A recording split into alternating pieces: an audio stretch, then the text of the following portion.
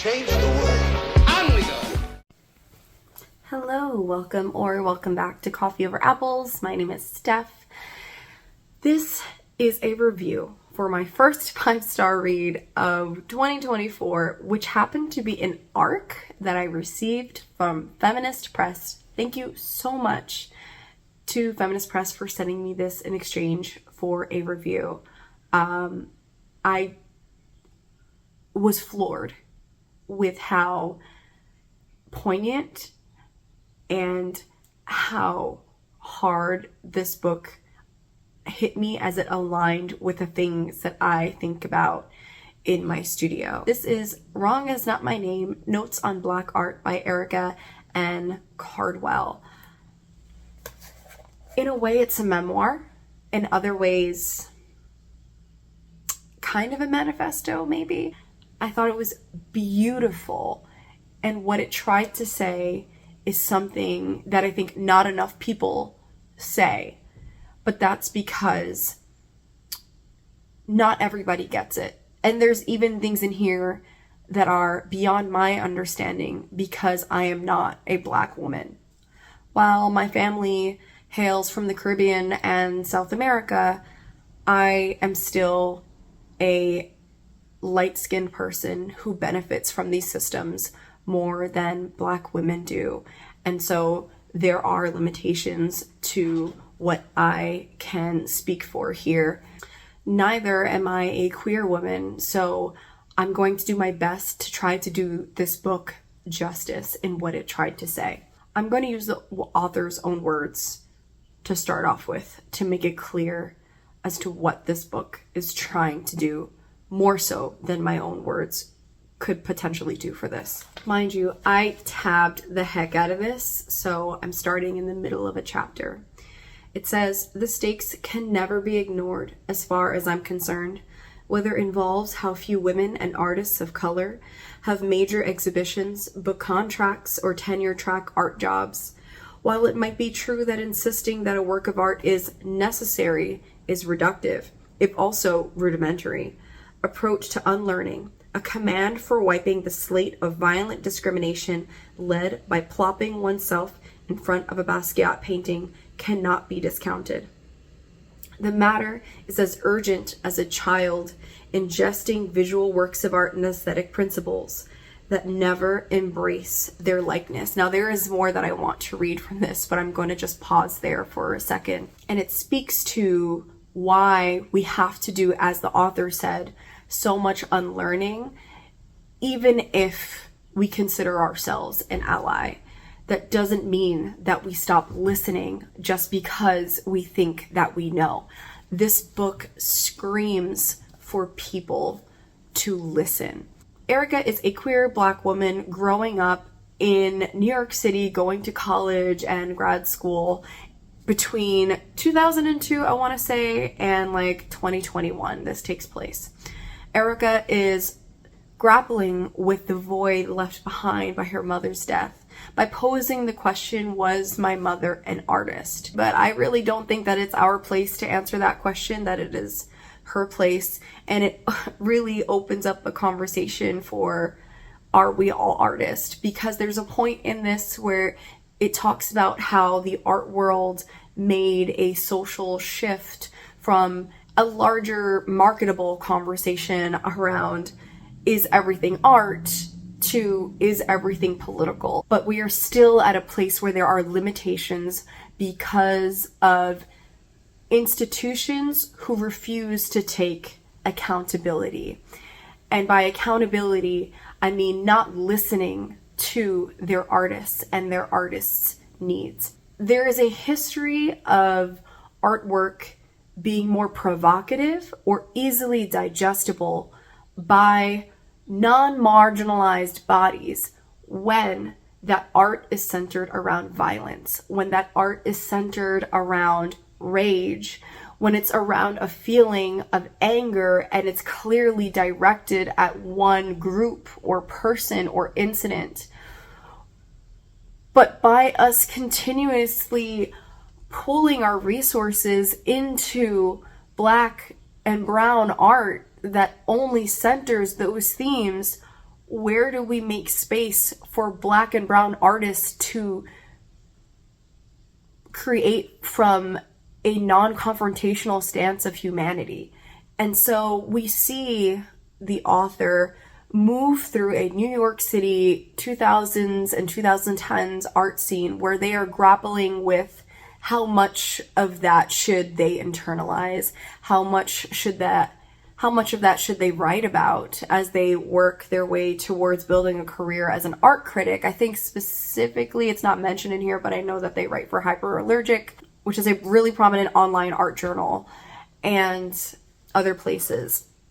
And so if they don't have these feelings that are being expressed by other Black artists, they kind of question their own Blackness.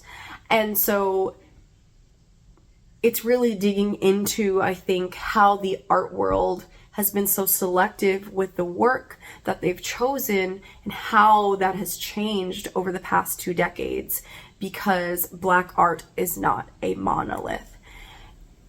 I love this so much, and I'm going to be thinking about this, talking about it, and utilizing it in my studio for a long time. Artists that are mentioned in here, which aren't surprising to me at all, it makes perfect sense, and writers and creators that are mentioned in here are like Mark Bradford, Carrie Mae Weems' Kitchen series, Kara Walker's Silhouettes, and Blondell Cummings' writings, because they give a spectrum of art that ranges from the seemingly mundane, in this case Carrie Mae Weems' Kitchen, which is a focal point in the beginning when we talk about kitchens as a place of womanhood, as a place of camaraderie, but also changes dynamic in someone's understanding of heart of the home depending on their experience with the kitchen, and especially on their experience with Blackness in relationship to Carrie Mae Weems' photographs, because her photographs are centered around the table and the weight of the table, the potential violence that could circle around the table but does not necessarily do so in this work, versus, in contrast, Kara Walker's cutouts, which are meant to shock and awe, because the deeper you go and the closer you get to this work, the more violent it becomes. So I was not surprised to see those artists mentioned in here. Another quote, just to drive that point home a little bit here: "Being an art critic has always been what I could learn. And because of how wrong this felt, to be a curious Black woman in spaces where everyone feigned knowingness, I didn't think I could measure up." That is really important, because there's something about being a marginalized person in the white institution and being expected to be judge, jury, and executioner when you yourself should be allowed to learn and unlearn.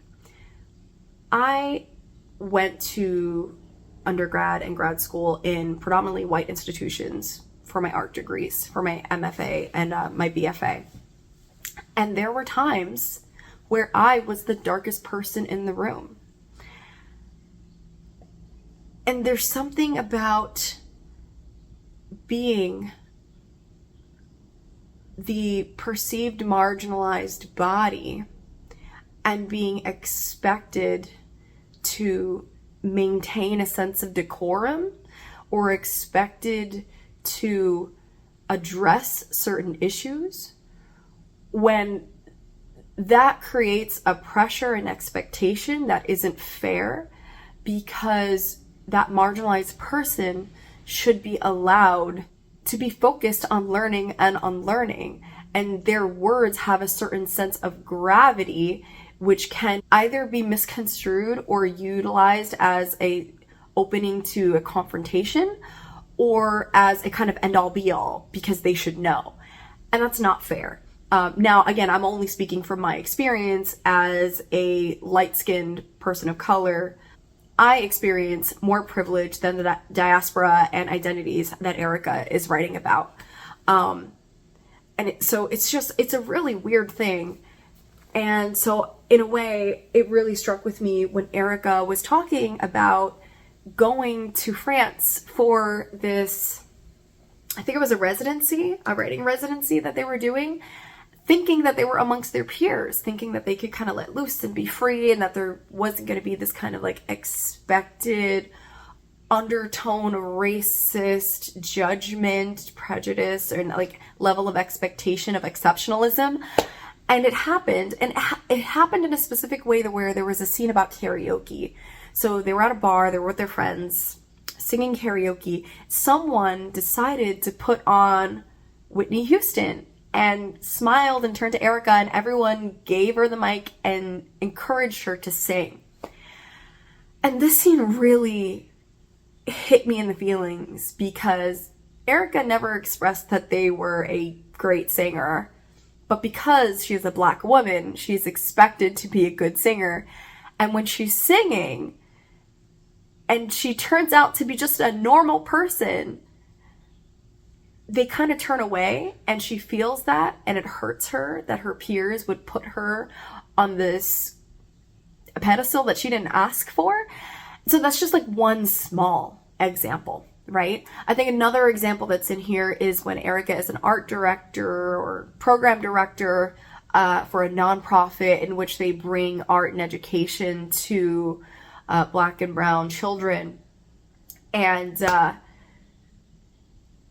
the way that it's hard for her to get funding and support for this program because the white gaze is always present by the institutions that are providing the resources and saying, we need to see immediate action. How are you going to produce something that's going to reverberate back onto us as social currency? And it undermines the fact that Black and brown bodies deserve to experience without that exceptionalism, deserve to just be and exist and learn without having to be a profitable product. That, along with the ending of the first quote, is exactly why I, as an art educator, make a point to include Black and brown and queer artists into my art curriculum.